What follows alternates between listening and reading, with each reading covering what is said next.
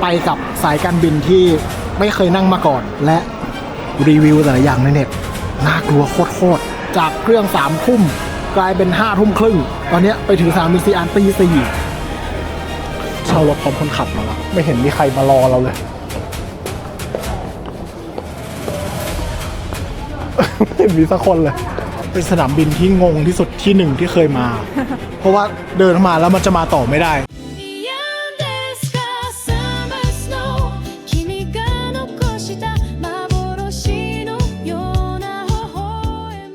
สวัสดีครับคุณผู้ชมฮะตอนนี้ผมอยู่ที่สนามบินเชียงใหม่ในไฟล์ขาออกต่างประเทศนะฮะ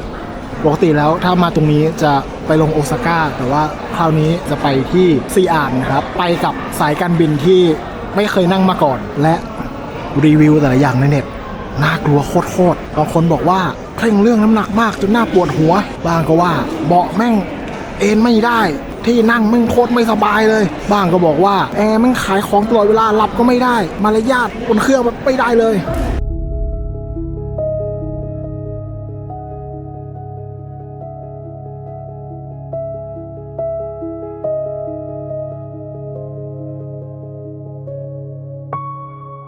เพียงแต่ว่าผมไม่มีทางเลือกเพราะว่า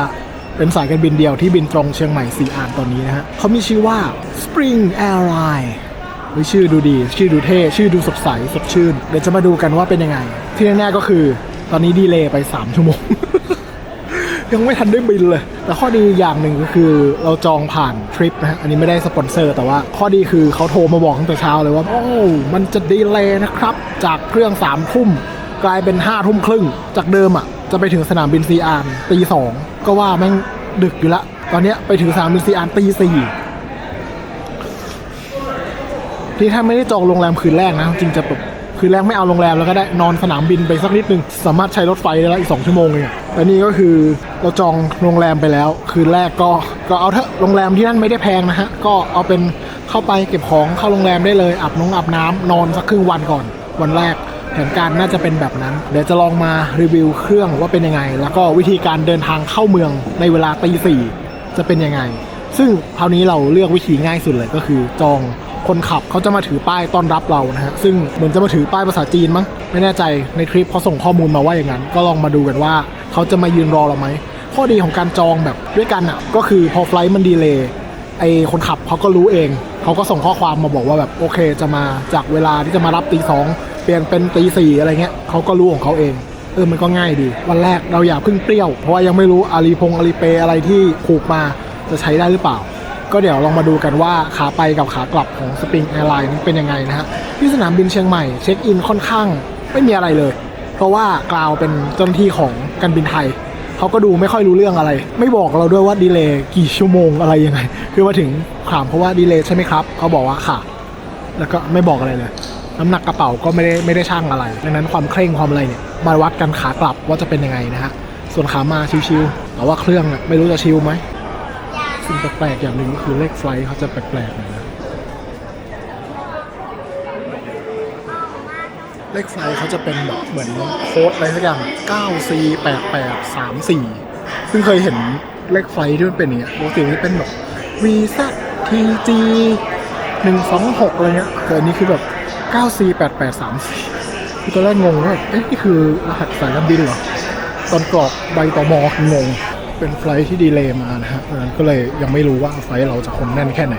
เข้าจีนเดี๋ยวนี้เขามีให้กรอกออนไลน์แล้วเหมือนกันก็กรอกมาแต่ว่าไม่แน่ใจว่าใช้ได้ไหมเพราะว่าเว็บมันดูอ่องๆดังนั้นก็ถ้าเกิดมีกระดาษแจกมาก็อาจจะกรอกอีกรอบนะ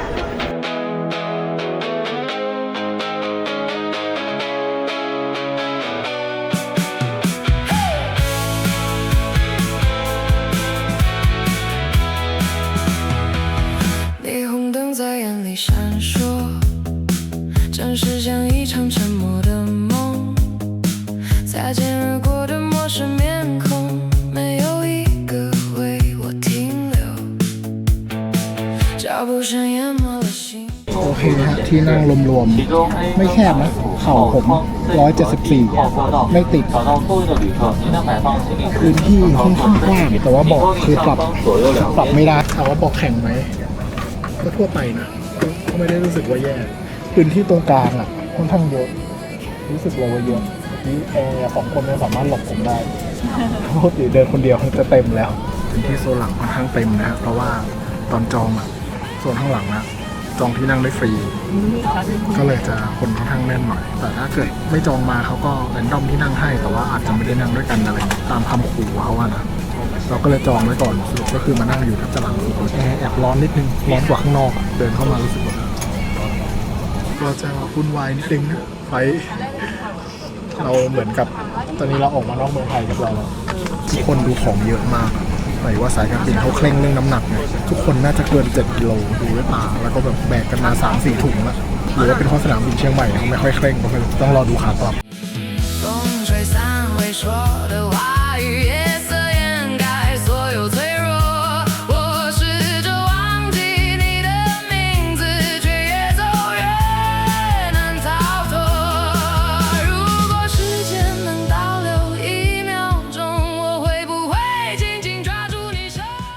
ตอนนี้ก็มาถึงสนามบิน CR เรียบร้อยแล้วเป็นสนามบินที่ใหญ่นะ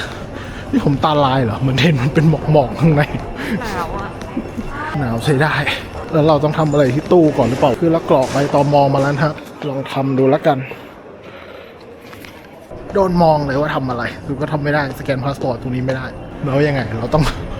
ราเดินเข้าไปที่ตม.พร้อมกับ QR เราได้เลยหรือเปล่าสรุปว่าที่เรากรอกมาจากเมืองไทยใช้ไม่ได้เพราะอะไรไม่รู้จะต้องมายืนกรอกด้วยมือถือใหม่ที่ด้านหน้าเจ้าหน้าที่ก็มาดู2-3 รอบว่ามึงทำอะไรช้าจังมันให้กรอกแบบเยอะมากตอนแรกว่าจะไปกรอกกระดาษเห็นคนกรอกกระดาษก็นานเหมือนกันก็เลยแต่ว่าพอกรอกเสร็จเขาก็ไม่เห็นให้แบบสแกนหรืออะไรเลยไม่เข้าใจเหมือนกันหรือว่า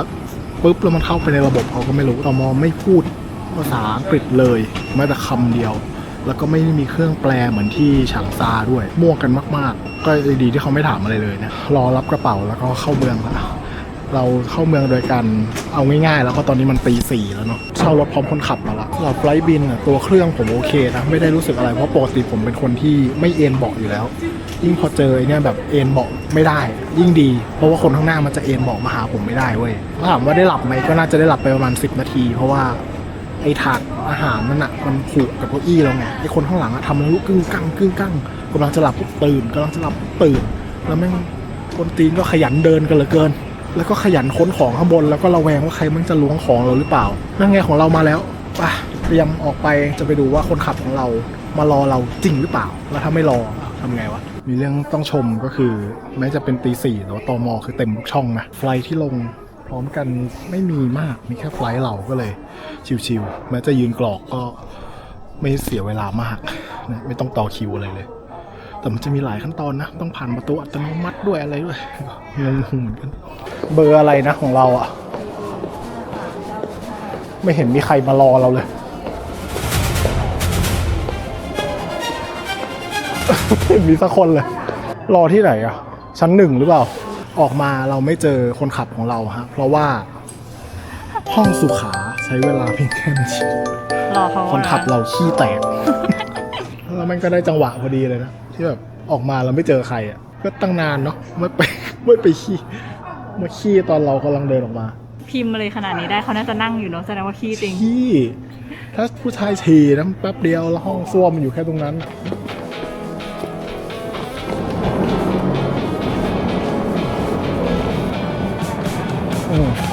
จริงก็ไม่ได้รู้สึกว่าหนาวเลยขนาดนั้นชัตเติลบัสไปเทอร์มินอลอื่นคืออากาศเย็นแต่ว่าอากาศไม่ได้บริสุทธิ์นะก็จะเป็นกลิ่นควันหน่อยอยู่ดีก็ข้ามถนนเฉยสามารถเดินบนถนนแบบนี้ได้เลยไม่ต้องข้ามทางม้าลายอะไรเลยหรออันนี้ผมตามคนขับมานะใครอย่ามาดราม่าผมละผมตามเขาควันออกปากเลย我站在喧闹的尽头，却只听见自己的寂寞。如果你也在人海中漂流，会不会看见我在等候，在人群之中？ไปชั้น 5โหลิฟต์ก็ใหญ่มีบุลลี่อยู่ในลิฟต์มาถึงโรงแรมแล้วโรงแรมเราอยู่ชั้น 5ซึ่งเหมือนจะมีหลายๆโรงแรมปนกันอยู่ถึงหรอยังเมื่อกี้ขับรถมามีเรื่องระทึกมีคนแบบก้มกราบอยู่กลางถนนมืดๆที่น่ากลัวมาก คืออะไรอ่ะ ไม่รู้อะ เมามั้ง หรือเบียวจิ๋มซีโอ้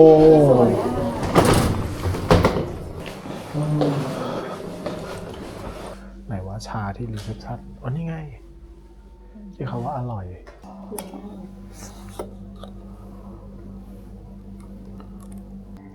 ไม่ได้อร่อยขนาดนั้น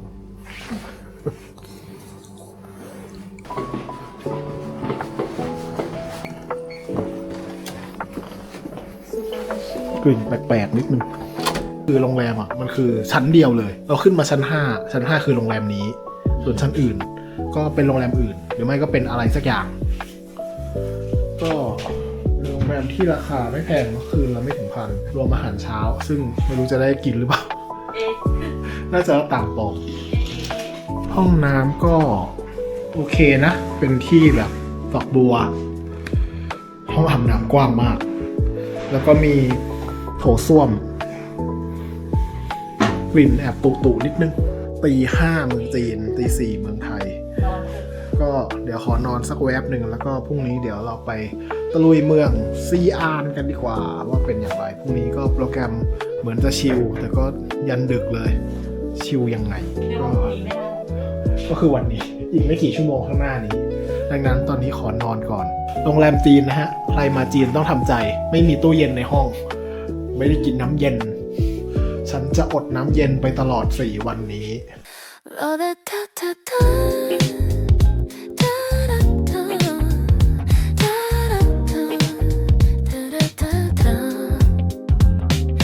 ตอนนี้ก็มาถึงสนามบินแล้วนะฮะสนามบินที่นี่มีถึง5เทอร์มินอลเลย จะเรียกว่า5ได้ไหมจริงก็คือมี4แหละแต่ว่าคิดว่าเลข4เขาคงไม่ดีไงซีไงตายก็ข้ามเพราะว่าโรงแรมก็จะไม่มีชั้น4เนาะเหมือนความเชื่อนี่เหมือนกับญี่ปุ่นก็เลยเป็นเทอร์มินอล1 2 3แล้วก็5ซึ่งถ้าเกิดใครจะบินต่างประเทศส่วนใหญ่ไฟล์เมืองไทยรู้สึกจะมาลงเทอร์มินอล5ซึ่งเป็นเทอร์มินอลใหม่ทั้งหมดนะฮะขามาเรามาตอนมืดตึบแล้วก็ไม่ได้หาอะไรเลยไม่รู้ว่าแบบขึ้นรถอะไรยังไงตรงไหนแล้วก็เอาทางสบายเรียกคนขับแต่ว่าขากลับมีเวลาว่างก็เลยนั่งแอปเป็นเมโทรมานานมากใช้เวลาเป็นชั่วโมงเลยมั้งไกลจริงๆนะสนามบินเนี่ยแต่ว่าก็แค่8 หยวนนะฮะถูกมากเป็นสนามบินที่งงที่สุดที่1ที่เคยมา เพราะว่าเดินมาแล้วมันจะมาต่อไม่ได้จนกว่าจะเดินมาหาคุณตำรวจที่เขามีไอ้ที่ปิดเปิดอยู่เหมือนไอ้ที่เวลาแบบไอ้ที่มันยืดได้เวลาต่อแถวอะปุ๊บเราก็ต้องเดินมาหาเขาก็จะเปิดแล้วเขาจะป้ายกระเป๋าเราไปตรวจว่ามีแบบสารพิษอะไรไหม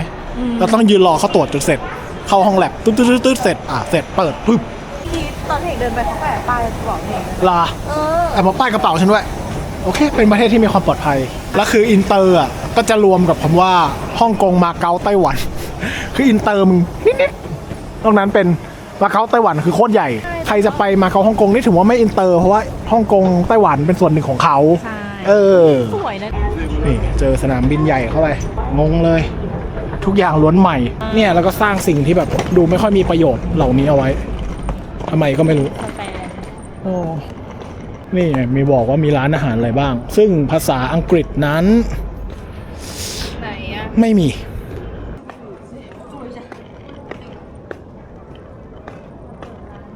ฉายโปรเจคเตอร์ขึ้นฟ้าแบบไม่มีเหตุผลนี่ความยิ่งใหญ่บางทีไม่ต้องมีเหตุผลไม่มีหนังตะลุงด้วยมิวเซียมจริงๆเนี่ยตอนนี้ก็มาที่ร้านอาหารเกาหลีในสนามบินนะฮะเราก็จะเห็นว่าเรามีเมนูทำไข่แบบปลอดกังวลเม็ดเนื้อจากฉูดชางเชี่ยนเนื้ออาหารทอดจากขาไก่เมนูยอดนิยมคือหม้อนั้นหนาปลากุ้งร้อนไก่แบบคลาสสิก Payment Successful สิ่งหนึ่งที่ปวดหัวกับจีนก็คือระบบแปลภาษาเพราะว่าคันจิคำเขายากพอแปลภาษาไทยมันประหลาดมากเลยมันไม่เหมือนกับทรานสเลทจากญี่ปุ่นหรือจากอังกฤษหรืออะไรที่มันจะยังพอเข้าใจแต่นี่คือบางอันไม่เข้าใจเลยน่าจะเพราะว่าศัพท์บางทีเขามีหลายความหมายมันก็เลยยากสำหรับการแปลอยู่เหมือนกันนะฮะสุดผมสั่งเป็นหม้อเนื้อนั้นหนาส่วนคุณนั้นเป็นหินร้อนจากมรดกทางวัฒนธรรมยากมากซึ่งขณะพนักงานในฝั่งอินเตอร์ก็ยังไม่พูดภาษาอังกฤษนะผมไม่แน่ใจว่าพนักงานที่อินจะพูดได้ไหมแต่คิดว่าได้นะมาคราวนี้คนที่พูดภาษาอังกฤษพอได้นิดหน่อยมีแค่คนที่โรงแรมซึ่งภาษาอังกฤษเขางงมากแล้วก็ฟังยากมากแต่ก็ยังพอเข้าใจแต่ว่านอกนั้นคือแบบแทบจะศูนย์ นี่ก็คือหม้อไฟเนื้อนั้นหนา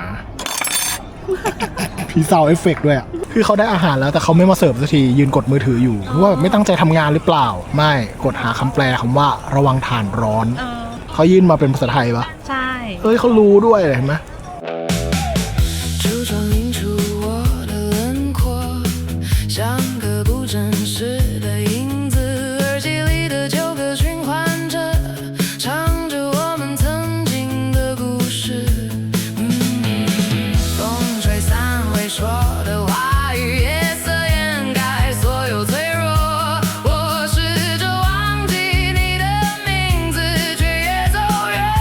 ผ่านตม.เข้ามาแล้วก็เป็น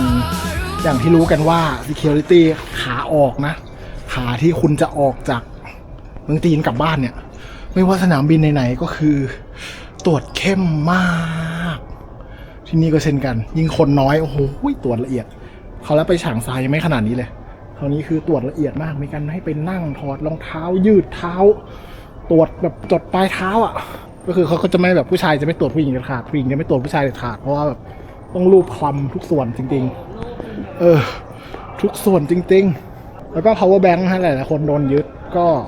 มาตรฐานของโลกไหนเขาไม่สนเขาเอาแค่มาตรฐานเมืองจีนต้องมีตัว C 3 ตัวเท่านั้น CCT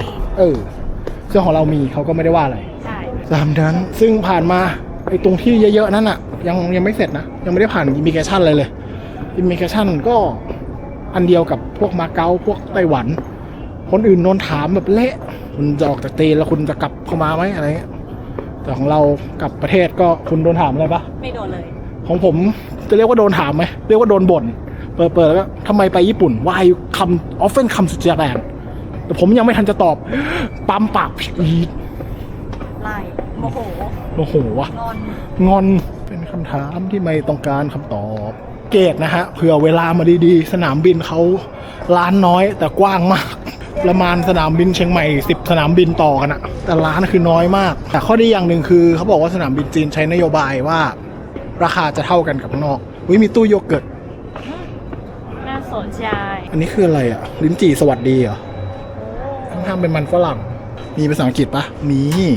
ให้อยู่6 หยวนเองเอาจริงอย่างที่บอกว่าราคาของในสนามบินจีนไม่แพงเพราะเขาใช้นโยบายต้องเท่ากันทั่วทุกที่ไอติมน่ากิน ไม่มีการโกงหรอมีไอติมด้วยเหรอไอติมโยเกิร์ตน่ากินอันนี้อะไรโยเกิร์ตรสมันฝรั่งอันนี้โยเกิร์ตรสพริกโยเกิร์ตรสแอปเปิ้ลไม่ตีลังกาหมดเลยไอติมแข็งโป๊กออโต้ดอร์ชัดความอันนี้ก็ใช้วิธีสแกนเหมือนกันมันเหมือนตู้เย็นแบบที่บ้านอ่ะข้างล่างก็แช่น้ำเลยข้างบนก็สกอกพี่แม่จะทำอาหารชอบในความอินดี้นี้แล้วเขาจะรู้ได้ไงว่าเราหยิบไปตรงไหมอ่ะโอ้ตอนนี้รอละ5 โมงแล้วเดินจะถึงเหมือนเผื่อเวลาเยอะแล้วนะหรือทำไมไม่เอาเราไปอยู่เกตใกล้ๆอ่ะมันกันแกล้งอ่ะจะกลับละก็ไปใกล้ๆเลยคือข้างนอกเนี่ยเห็นแบบหิมะเลยนะแต่ข้างในคือแบบร้อนมันเอาไอติมมาวางให้เกียรติโต๊ะชาร์จไฟของผมด้วย